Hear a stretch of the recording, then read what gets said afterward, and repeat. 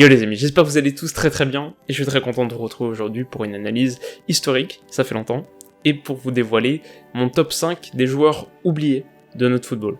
Alors petite précaution d'usage avant de se lancer, on va dire que je mets derrière le terme oublié pas mal de réalités différentes. Voilà, je me suis pas astreint à une méthodologie très exigeante, et c'est plutôt un prétexte pour faire le portrait de joueurs magnifiques qu'on redécouvre, peut-être plus qu'on ne découvre, mais qu'on redécouvre avec plaisir.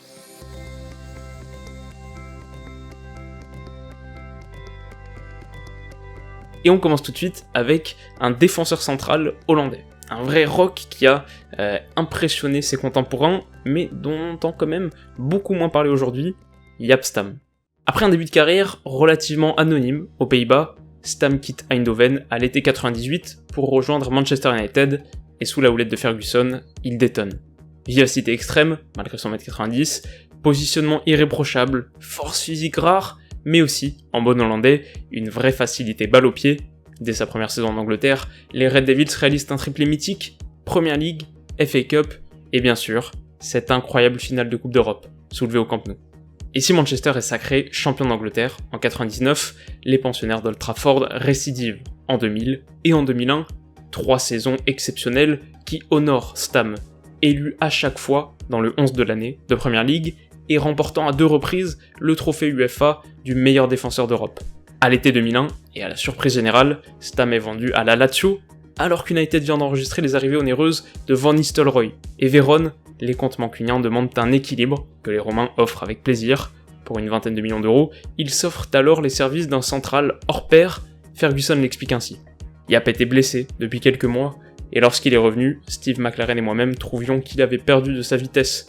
Nous avons joué contre Fulham et son match était mauvais, la Lazio est arrivée avec une belle offre et tout s'est fait très vite. Mais à la Lazio il a été extraordinaire, c'était à 100% une erreur de ma part.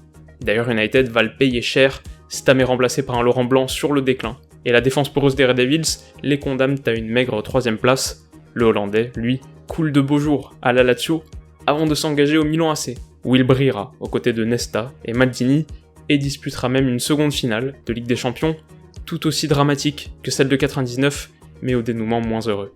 Donc voilà, à ce moment il commençait déjà à être assez âgé, il a joué une saison de plus à Milan, puis 2 à l'Ajax avant de prendre sa retraite, et aujourd'hui il est entraîneur. Il était d'ailleurs tout proche d'emmener Reading en Première Ligue en 2016-2017, maintenant il est à la tête du PEC Zwolle, son premier club pro, et ses équipes pratiquent un foot assez soyeux. On n'aurait pas nécessairement misé là-dessus quand on pense au défenseur central rugueux qu'il était, mais voilà, c'est l'école hollandaise dans toute sa splendeur. Et donc pour conclure sur sa carrière de joueur, il a vraiment eu 3 saisons exceptionnelles à United, à chaque fois champion d'Angleterre, à chaque fois dans l'équipe type, vainqueur de la Ligue des Champions, et puis élu 2 fois quand même meilleur défenseur d'Europe. Je pense qu'on l'a un peu oublié parce que il s'est jamais éternisé dans un club. Il en a connu 8, et ses bails n'ont pas duré plus de 3 saisons. Peut-être aussi que, quand il s'agit de défenseurs centraux, on se souvient surtout de charnières, on fait des paires, et voilà, faut dire qu'à United, quelques saisons plus tard, on a Ferdinand et Vidic qui ont laissé un vrai souvenir, quoi qu'il en soit, c'était un sacré joueur. On enchaîne maintenant avec un diamant brut uruguayen qui était, à bien des égards, l'opposé parfait de Stam, Alvaro Recoba. Et alors évidemment, Recoba est déjà très différent parce qu'il était un joueur offensif, milieu, attaquant, ailier, c'est pas nécessairement très clair, et on y reviendra. Parce que c'est pas le même gabarit non plus, 1m76, mais surtout parce que si la carrière de Stam a été brillante et couronnée de succès, de titres, on va dire, de preuves matérielles de sa réussite, et bah l'héritage de Recoba est beaucoup moins concret. Formé à Danubio, en Uruguay, Recoba il lance sa carrière pro en 94, avant de rejoindre le Nacional, où il brille et inscrit un but tout à fait maradonesque. Cet après-midi-là, les émissaires de l'Inter sont en tribune et alertent Moratti. Le président des Nerazzurri ne traîne pas et enrôle le prodige. Alors en Serie A, Recoba va d'abord impressionner. Ses 15 premières minutes sous la tunique bleue et noire se soldent par un doublé victorieux qui illustre sa qualité première, un pied gauche divin, capable de convoquer la foudre, mais aussi délicieusement précis. Rapide, Recoba est également excellent dribbleur, et pendant un temps, il vole même la vedette à l'autre recrue sud-américaine, de l'Inter. Mais celui qui sera célébré comme un footballeur romantique par ses admirateurs, ou feignant par ses détracteurs, ne confirmera jamais sur la durée.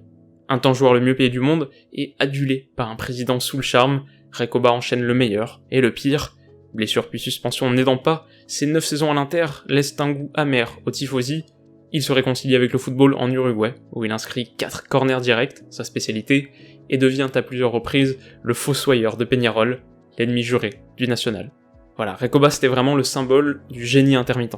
C'est un type de joueur pas si rare que ça finalement, mais dont il était, je pense, l'illustration la plus saillante. Il faut dire que certains le voyaient quand même plus fort encore que Maradona, et pendant un temps il a même éclipsé Ronaldo. Aujourd'hui il est finalement un peu tombé dans l'oubli. Alors quelque part je le regrette parce que j'aime bien ce football insouciant et pur, mais en même temps ça rend aussi encore plus admiratif des bosseurs, ceux qui ont le talent et qui s'en contentent pas, qui sont animés par une volonté d'acier et un désir rare. Et puis je voulais aussi faire une petite place à Recoba parce que, comme certains d'entre vous le savent, je suis pas tout à fait insensible au charme de l'Inter, et puis j'ai aussi eu la chance de le voir jouer en vrai, en 2002, à Gerland, dans un match tout à fait exceptionnel. Enfin, Recoba c'est aussi une ode à cette Serie A du tournant du siècle. Ronaldo, Totti, Nedved, Thuram, Nesta, Montella, Vieri, un autre temps. À nouveau en Serie A, et en troisième position maintenant, j'ai choisi une vraie légende de la Juve, Gaetano Scirea. Formé à Bergame au début des années 70, il fait ses débuts professionnels sous les couleurs de l'Atalanta, mais n'y reste que 2 ans, avant de rejoindre les Bianconeri. À l'époque, le football italien est profondément empreint du catenaccio, façonné par Elenio Herrera à l'Inter, et Scirea, formé au milieu, redescend d'un cran pour occuper le poste de libero. Mais le truc c'est que, dans les années 60 et 70, et j'avais abordé le sujet dans une de mes premières analyses, pour ceux qui s'en souviennent, le libero c'est vraiment la clé de voûte du catenaccio, et il se positionne derrière la ligne défensive de son équipe. C'est un peu le défenseur de secours, qui vient colmater les brèches, c'est un vrai rôle de destructeur, ou de verrouilleur, comme théorisé par Karl Rappan dans les années 30. Mais avec Scirea, ce paradigme va progressivement changer. Technique, vif et particulièrement élégant, celui qui évoluera 14 saisons à la Juve est bien plus qu'un pur stopper, et il va se positionner devant la ligne défensive. Sous Trapattoni, son entraîneur pendant une décennie entre 76 et 86, Scirea sera encouragé à se projeter vers l'avant et à participer activement aux offensives de son équipe. En 82, l'Italie remporte la Coupe du Monde, et en finale, il se fend d'une passe décisive pour Marco Tardelli. Au-delà de ses buts, nombreux, Scirea est aussi un défenseur irréprochable, bien sûr, dans tous les sens du terme. Rapide, intelligent et superbement positionné, le capitaine turinois achèvera sa carrière sans la moindre expulsion ou suspension. Cette fois champion d'Italie, il remporte également C1, C2, C3, Super Coupe d'Europe et Coupe du Monde des clubs, toujours sous le maillot d'une Juve à laquelle il restera fidèle jusqu'au bout, 1 an après avoir accroché les crampons, et alors qu'il se déplace en Pologne pour observer le futur adversaire des Turinois, il décède tragiquement dans un accident de voiture à l'âge de 36 ans. Alors je pense que si je discutais plus souvent avec des Italiens, ce serait peut-être différent, mais chez nous, je trouve qu'on entend très peu parler de Scirea quand on évoque les grands défenseurs de Serie A. Bien plus de Maldini, Baresi, Nesta, Cannavaro, même Claudio Gentile, son partenaire à la Juve, alors qu'il a pourtant apporté quelque chose de radicalement différent. Parce qu'à une époque où le catenaccio était caractérisé par un vrai sens de l'anti-jeu, et même une certaine brutalité, Scirea c'était vraiment un défenseur hors norme, fourre et classe comme on dit, très propre et très élégant. Il a aussi profondément marqué le foot italien par ses valeurs. Voilà, c'est un exemple qui vaut ce qu'il vaut, mais aujourd'hui, dans les tournois de jeunes en Italie, le prix du fair play s'appelle souvent le prix Scirea. C'est enfin une légende de Turin, et la tribune ultra du Juventus Stadium porte son nom, Curva Scirea, un bel hommage pour un capitaine exemplaire parti bien trop tôt. Alors à la seconde place de ce top 5 maintenant, j'ai choisi un artiste accompli et aimé par tous, Fernando Redondo. Décrit par Capello comme étant tactiquement parfait, Redondo était un meneur de jeu reculé conçu pour cette position axiale et basse. Très bon récupérateur et dur sur l'homme, mais si fin balle au pied et symbole de l'élégance, c'est sous les couleurs du Real que Redondo s'illustre, et il n'est jamais plus éblouissant qu'en milieu de semaine. Guidé par l'Argentin, Madrid remporte les Ligues des Champions 98 et 2000. À Old Trafford, Redondo grave l'histoire de la Coupe d'Europe, et son dribble insensé fait le tour du monde. Alors l'histoire se termine pas super bien, voilà, Florentino Pérez s'en sépare dans la foulée, et il rejoint le Milan, où il se blesse très gravement, refusera de toucher son salaire du coup, un geste assez rare, mais quelques saisons plus tard, à peine, il est contraint de prendre sa retraite. Ça joue forcément dans le souvenir tronqué qu'on a de Redondo, mais à bien des égards, il était un joueur absolument hors norme. Niveau élégance, je pense qu'il y a que Zidane qui rivalise, et encore, on aurait aimé le voir jouer plus longtemps. Et puis enfin, tout en haut de ce classement, bien sûr très subjectif, j'ai voulu placer Larbi Benbarek. Alors là, on change complètement de période pour basculer dans les années 40 et 50. Et à l'époque, et jusqu'en 56 officiellement, le Maroc, où naît Benbarek, est placé sous protectorat français.